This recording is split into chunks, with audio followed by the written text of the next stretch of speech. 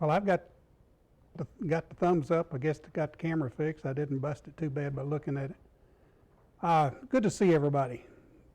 Tad's going to be making some announcements later. Marcia's not here. She had an infusion for bone marrow density. She tried taking the pills and that didn't work, so they said the only other way is to get an infusion of the medication, and it's kind of knocked her down for the last couple of days. And they told her expect that, so she sends her regards. Martin's going to lead us in prayer. Then the announcements we need to make real quick before we do that. Last chance to send money for Sam and Tertius. Okay. Or Tertius, or however that. So last chance to send money to Sam and his son, isn't it? To help pay for his education. Okay. Martin, would you lead us in prayer, please? Pray with me, please.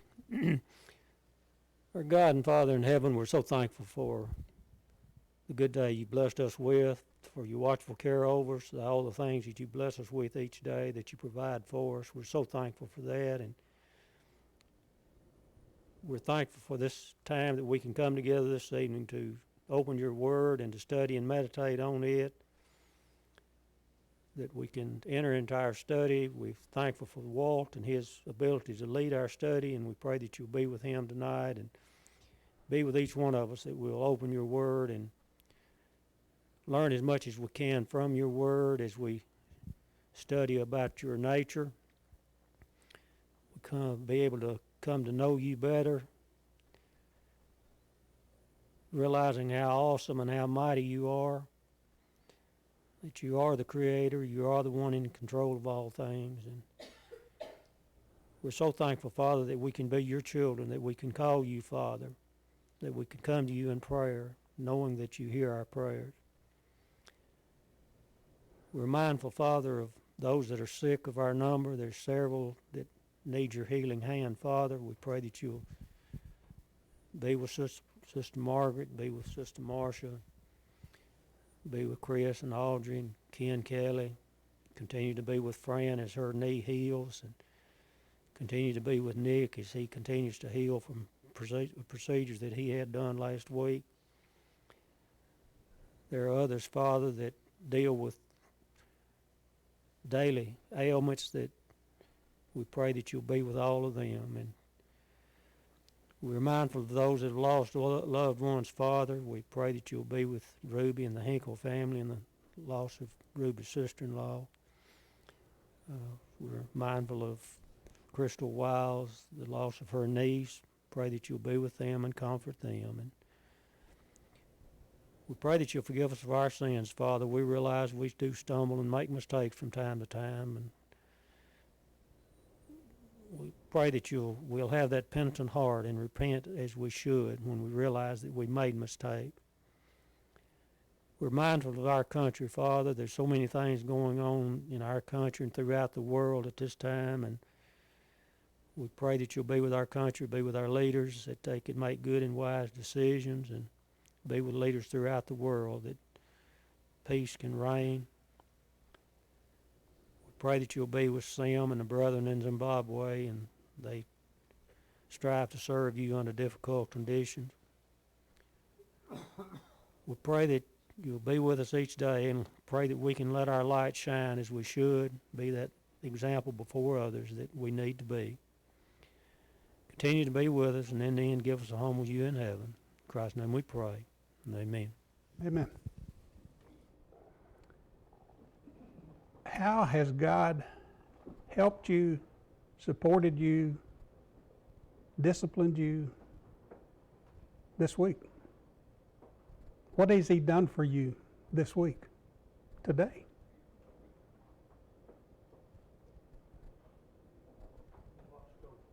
He watched over us. He provided for us.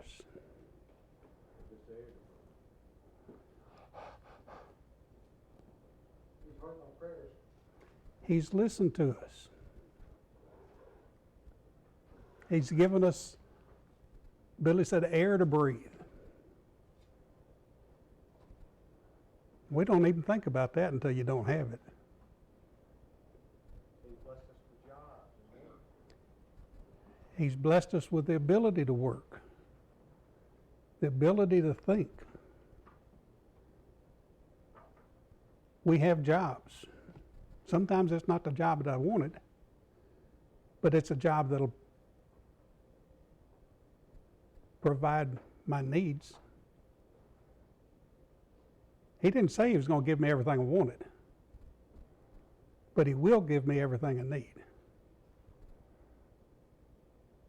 Has he comforted you? He's a tremendous comfort to me. In all the turmoil going on in our nation, other nations, I have a lot of comfort knowing he's in charge.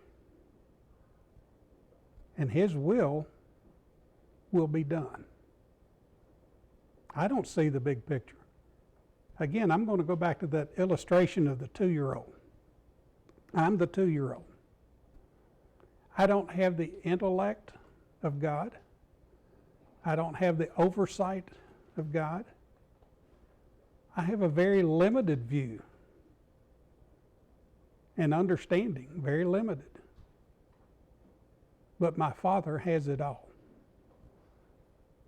Well, and we're going to see where his Son has been given all. Christ is God. Christ came in the flesh and was fully man and fully God. I don't understand that. That's beyond my comprehension. But it says he was, and so I have to believe that. But I can also take comfort in that, because now Jesus is called or compared to God, to his divine nature, and he compared himself to several names used by God. A few examples that we have: El Olam, the beginning and the end. I'm the Alpha and the Omega, as he told John in Revelation. I'm the beginning, the end. Alpha is the first letter of the Greek alphabet. Omega is the last one. There's nothing left. There's nothing before, nothing after, and everything in between. Jehovah Jireh, provider. The Lord will provide. Jesus says, I'm the bread of life. He that comes to me will never hunger. He that believeth on me will never thirst. Yahweh Roy, the Lord is my shepherd. He says, I'm the good shepherd. The good shepherd gives his life for his sheep. And there's so many lessons we could draw from shepherding and sheep and what the shepherd does for the sheep. That's not the purpose of this study. And I have no idea how to pronounce that word. Tiskenu. The Lord is righteous.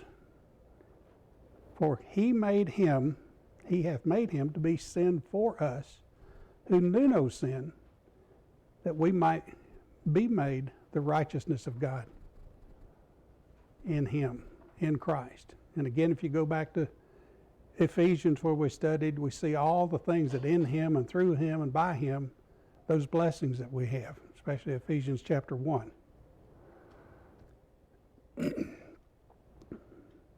Yahweh Rapha, the Lord who heals.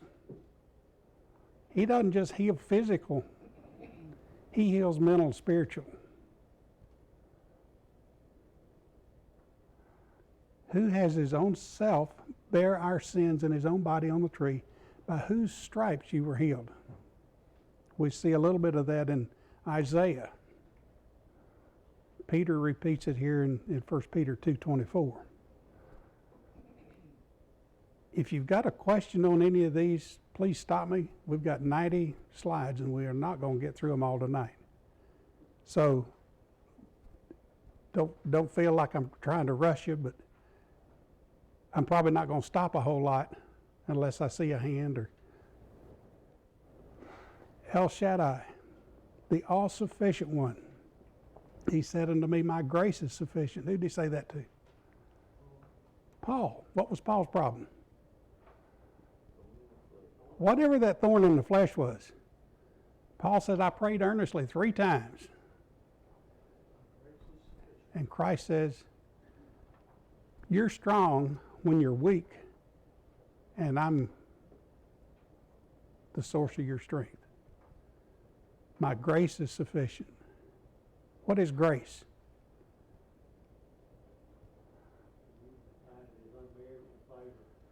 Unmerited favor. It's when we get something great that we didn't deserve.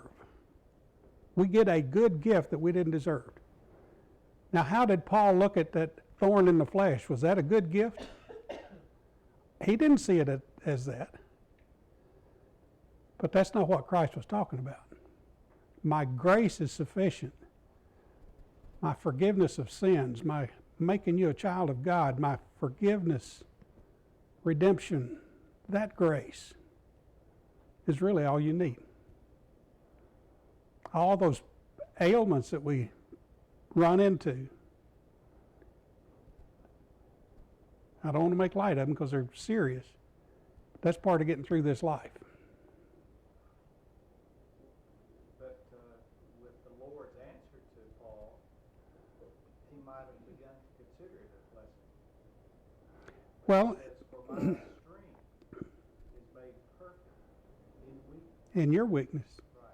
because you have to lean on Christ to show that strength. Kind of like when the apostles were happy, glad, joyful that they were considered worthy of suffering for the Lord. Oh, Peter and John come back and they're celebrating because they've been beaten. Wait a minute. They were found worthy. It's a good exercise to ward off pride.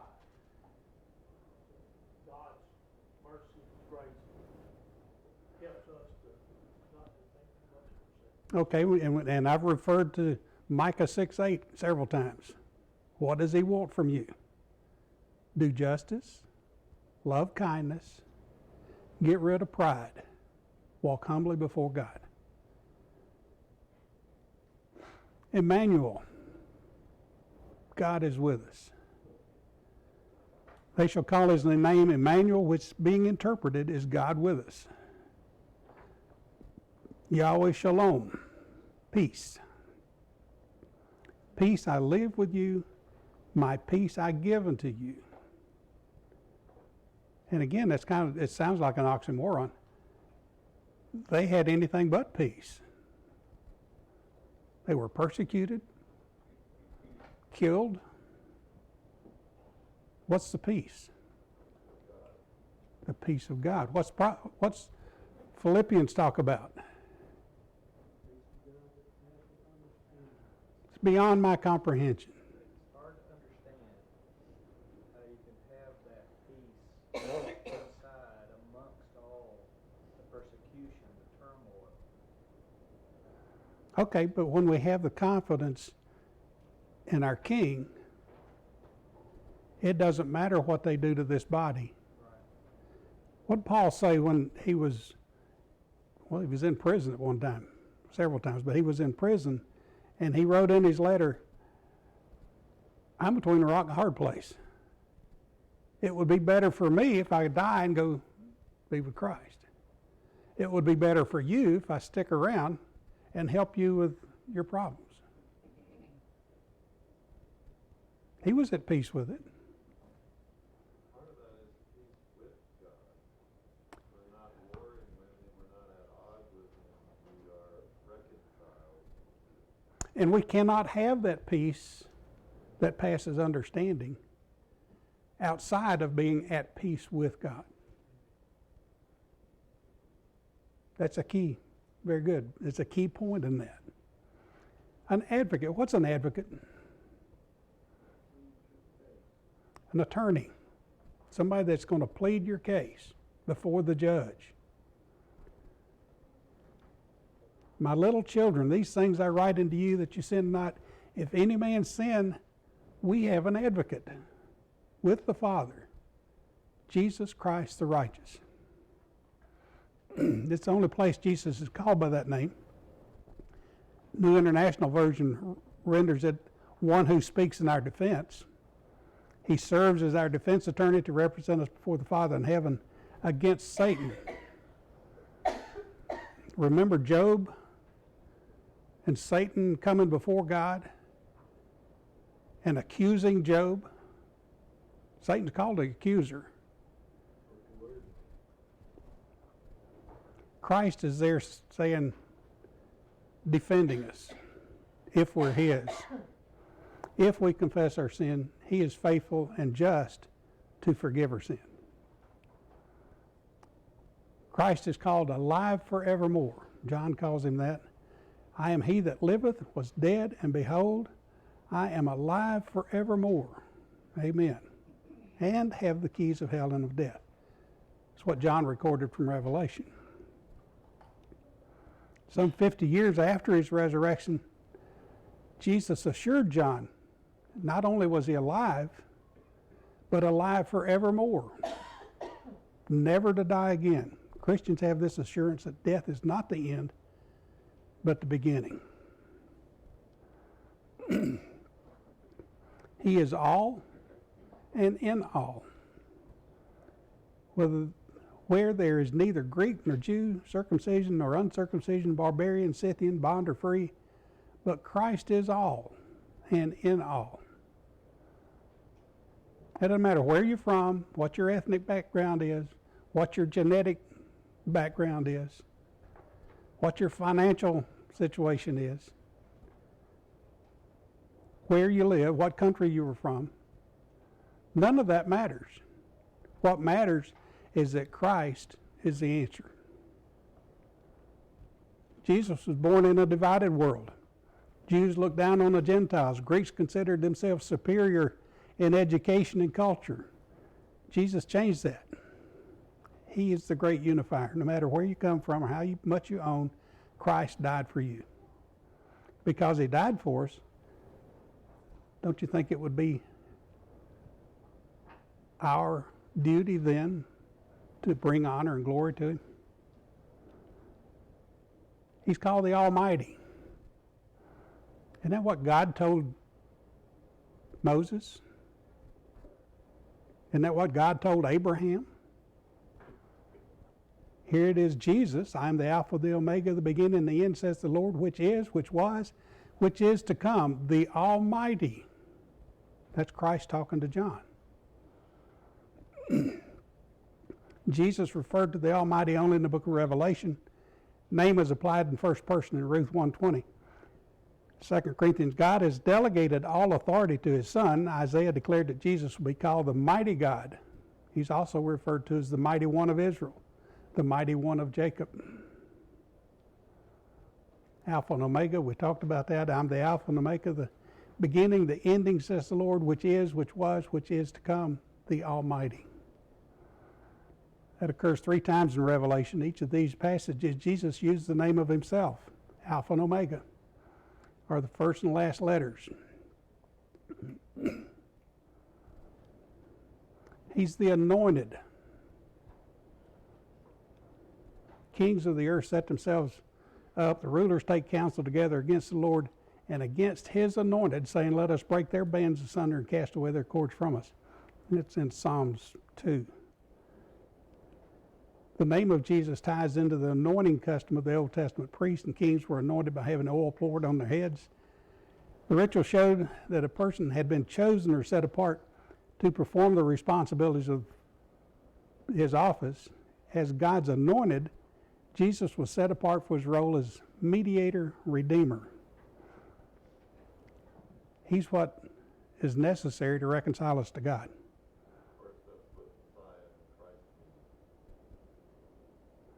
Okay. That's what it means.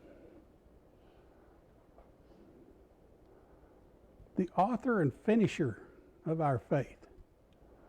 looking unto Jesus, the author and finisher, perfecter in the New American Standard, of our faith, for who for the joy that was set before him endured the cross, despising the shame, and is set down at the right hand of the throne of God.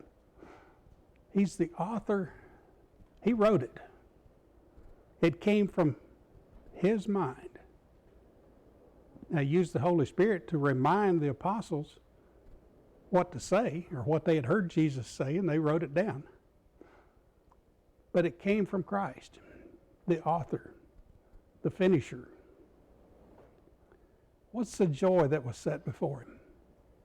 It wasn't the cross, because he prayed earnestly. If there's any other way than going to this cross, please, let's do it. But not my will, but thy will.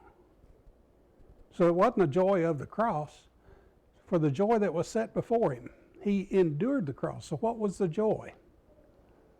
Going back to his Father in heaven.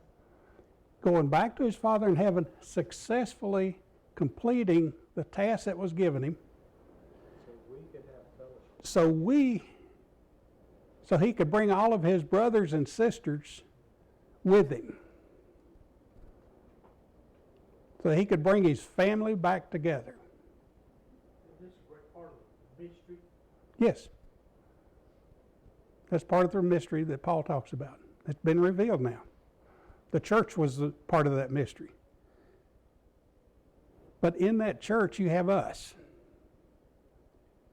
How many times do you see one another together? How does Christ say, how do people recognize that you belong to Christ? That you love one another, you love each other. That's the joy he was talking about. He was looking forward to bringing that family back together with God Almighty, with the God the Father, because Christ is Almighty.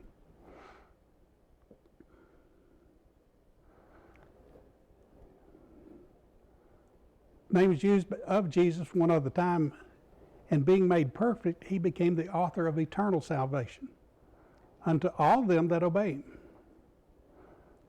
New American Standard calls him the author of salvation. An author, someone who creates. Jesus is the author of our faith. Not only is he the author, he's the finisher, perfecter. He didn't stop until it was completed. When he rose from the dead, when he was crucified, and he says, "It is finished." That's an accounting term, and I don't want to digress too much, but when he said, "It is finished," he's saying the debt's paid, the books are balanced, it's done. There's nothing left to do.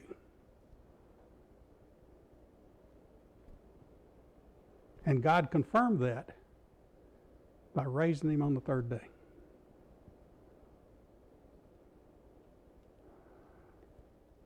Beginning of the creation of God, and unto the angel of the church of Laodiceans write, these things saith the Amen, the faithful and true witness, the beginning of the creation of God.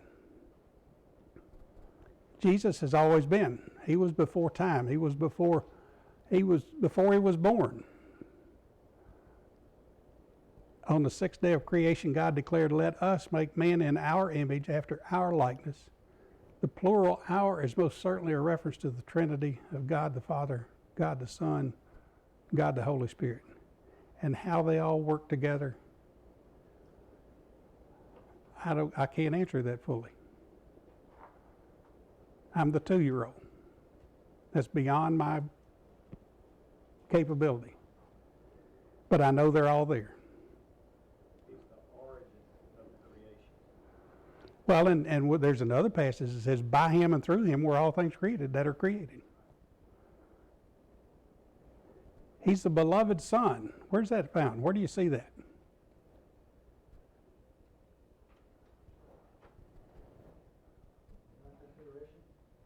Mount of Transfiguration. "This is my beloved Son, whom I'm well pleased. Hear ye him."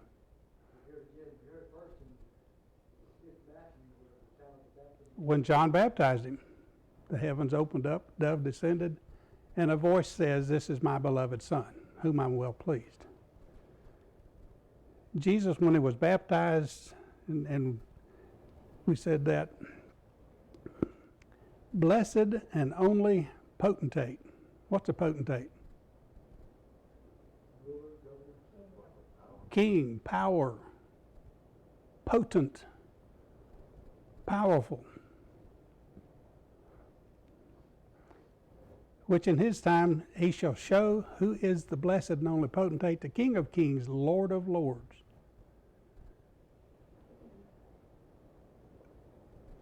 What did Nebuchadnezzar say to Daniel? Your God is a God of gods. Well, Christ is the King of kings, Lord of lords. Well, in that potentate, we talked about simply there's not a council. There's not a meeting. He has all power, all authority. He doesn't have to go to a committee to get a decision. He shared his power with no one. His judgments could not be questioned. Jesus is our potentate, a spiritual ruler who is chosen of God, who has ultimate power and authority. He is the only potentate, and he reigns over his kingdom. There is no other. A branch of righteousness. In those days at that time, I will cause the branch of righteousness to grow up unto David. He will execute judgment and righteousness in their land. Prophecy of Jeremiah. Promises given to Abraham, Isaac, Jacob, and David are renewed in this passage. Jeremiah gave the glorious proclamation that the Messiah will exercise justice and righteousness. He's bread. Jesus said unto them, Verily, verily, I say unto you, Moses gave you not that bread from heaven, but my Father gives you the true bread from heaven. One's referring to manna, one's not. John 6 is referring to as a bread chapter. Begins with Jesus' miracle of multiplying 5 loaves of bread to feed 5,000. Continues with emphasis on spiritual bread that would save the world, those who believe. He uses 4 names of himself. Bread from heaven, bread of God, bread of life, living bread. Just as bread is provided by God in the wilderness, he also provides spiritual sustenance to those followers today. Not physical bread, like manna eaten by the Israelites, but living bread, his word, that feeds us, nourishes us. He's called a bridegroom. Jesus said unto them, Can the children of the bride chamber mourn as long as the bridegroom's with them? But the days will come when the bridegroom shall be taken away from them, and then they shall fast. That was when the Pharisees were fussing at him because your disciples don't fast. They don't mourn. Of course, they did, but they wanted to make a show of it so everybody knew that they were doing that.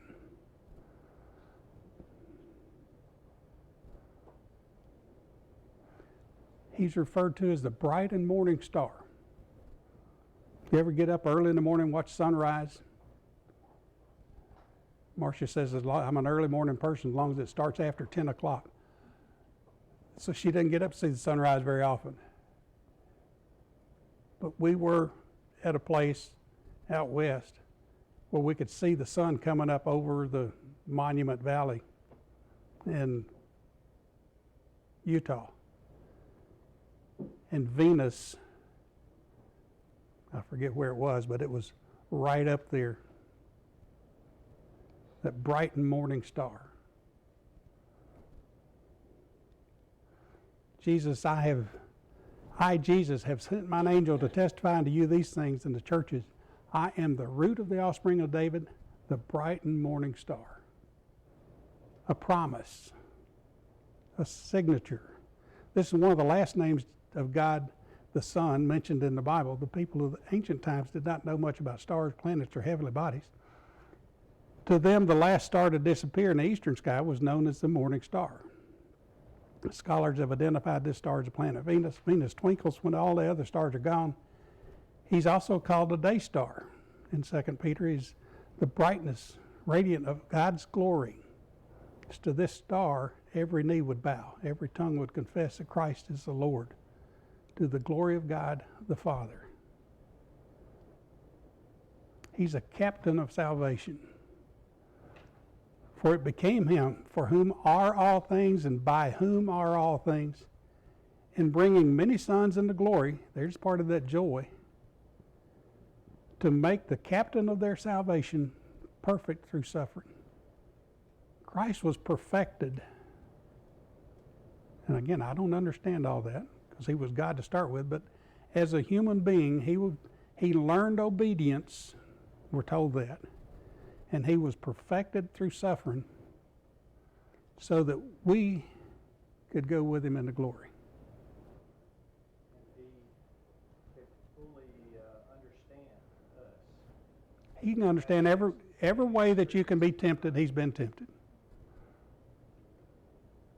Every way that you've been tempted or can be tempted, without exception, Christ has been tempted. Makes a good advocate. So when I stand before God, he's pleading my case. He knows what he's talking about. Scott? So we read and understand very well the 40 days in the wilderness after his baptism, the temptations there. What we sometimes don't think about is he was man. And all the desires that man has, he had. And everything, so but he was able to avoid temptation, or not fall to temptation, just with the same physical needs and desires that we have. How good does fresh bread smell coming right out of the oven? I could eat half a loaf. What was the temptation for Christ? He had been 40 days without good food, without food, and Satan saying, just turn these into some fresh loaves of bread. You can just smell it. It was a temptation. When he said, let me show you all these kingdoms. And you're looking at the cross. I can change all that.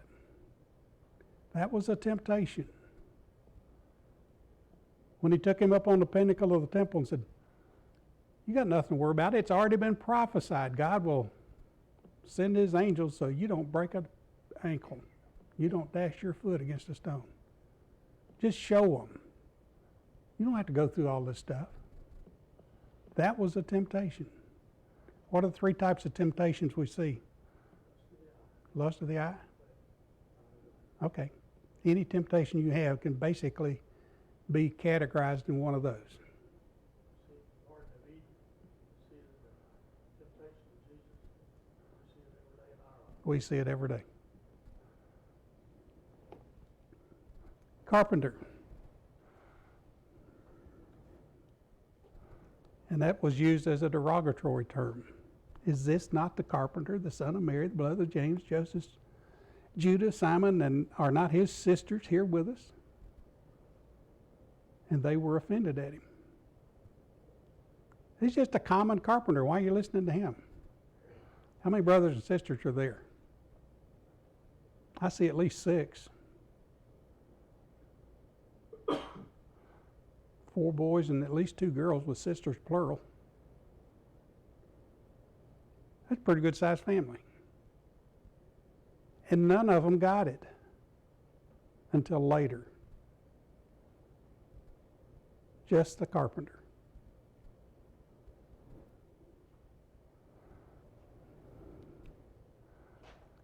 The skepticism of his own town. But he had a rapport with the people. They knew who he was, and they heard him gladly. Chief cornerstone. Now therefore you are no more strangers and foreigners, but fellow citizens with the saints and of the household of God, are built upon the foundation of the apostles and prophets, Jesus Christ himself being the chief cornerstone. When I build a building, or I build a complex of buildings, There's one point called a benchmark, and it may be the corner of a building, but everything in that building, everything in that complex is measured off of that one point. Why do we do that? That's my reference. It's where I go back to. That's what keeps me true to those plans that are in front of me. Christ is the chief cornerstone. He's the benchmark. He's the corner of that foundation. Well, he is the foundation. But he's what everything is measured off of.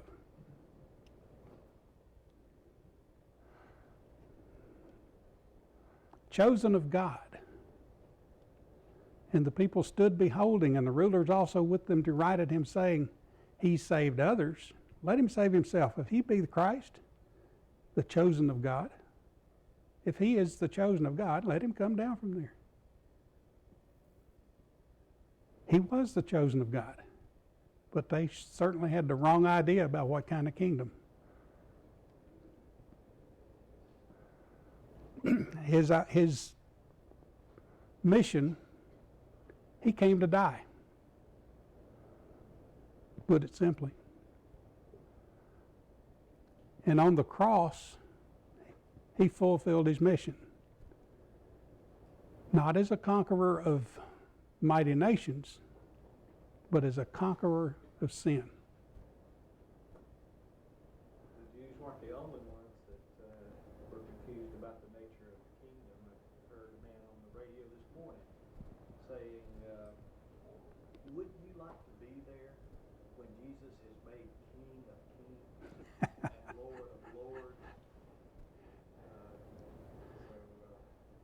They think it's yet to come, but you can't go back in time and be there when that happens. We're shown. Well, it's getting off. We're shown two throne scenes. One is where the last one is where he's coming back victorious, and we'll study that another day. But Well, the vision of Peter's sermon in Acts 2, we're told in verse 36 that God made him Lord and Christ. So another aspect is chosen of God. okay. God's doing to make him both Lord and Christ. Well, and again, in my limited understanding of this, Christ as God stepped down from being equal to God to become human. As human, he wasn't any less God, but he subjugated himself to God the Father. God the Father says, you will be Lord and Christ. All authority will be given to you, is given to you. He's chosen.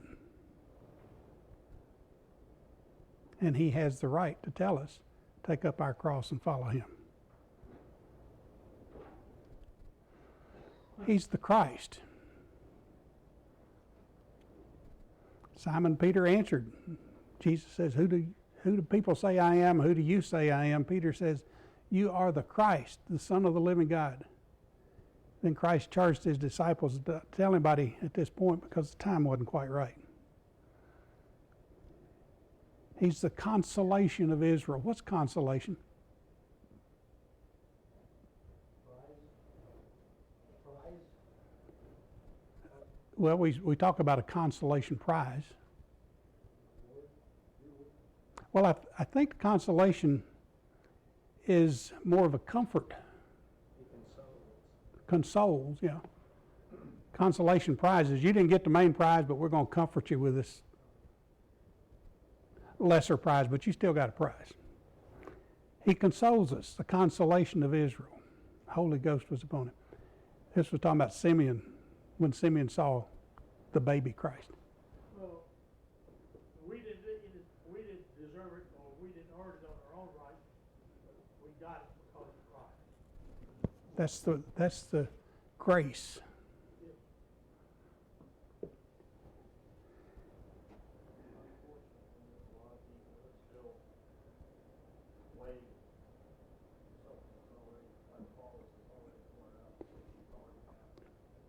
Well, and there's so much false doctrine out there. But one of the best ways to refute that is what's the Bible say about it? You know, if I know this subject well enough, counterfeit's not hard to spot. When the FBI is training their agents to recognize counterfeit money, they never let them see it. They can only handle the real stuff till they know it so thoroughly that if they put a counterfeit in the middle of it, they spot it immediately. Why? Because they know the real thing. That's what we need to do. We need to know the real thing.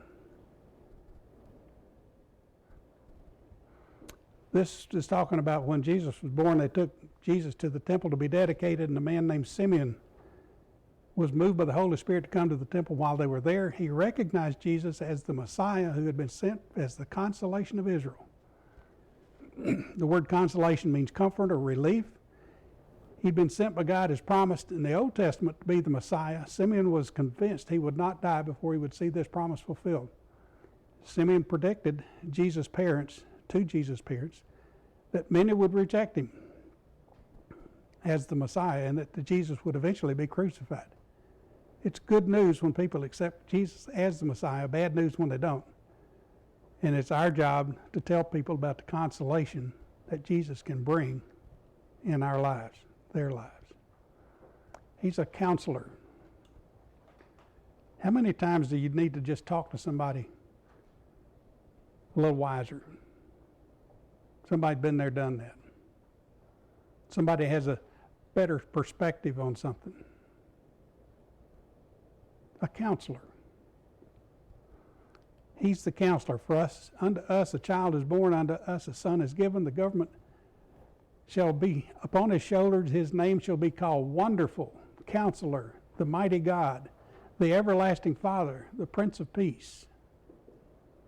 That's all talking about Christ. Counselor. Somebody I can go to for guidance, advice, instruction. We have seen examples of both good and bad in the Bible. Daniel provided excellent counsel for Nebuchadnezzar and Darius and the kings that he served under. Joseph provided excellent counsel. Rehoboam rejected counsel and listened to his buddies. We can depend on Jesus to counsel us wisely, giving us good instruction. And he will guide us with righteousness and never mislead us. And we didn't get near as far as I thought we might.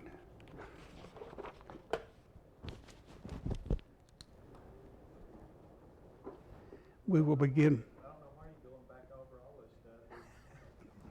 We're with chapter. You already went to chapter 8.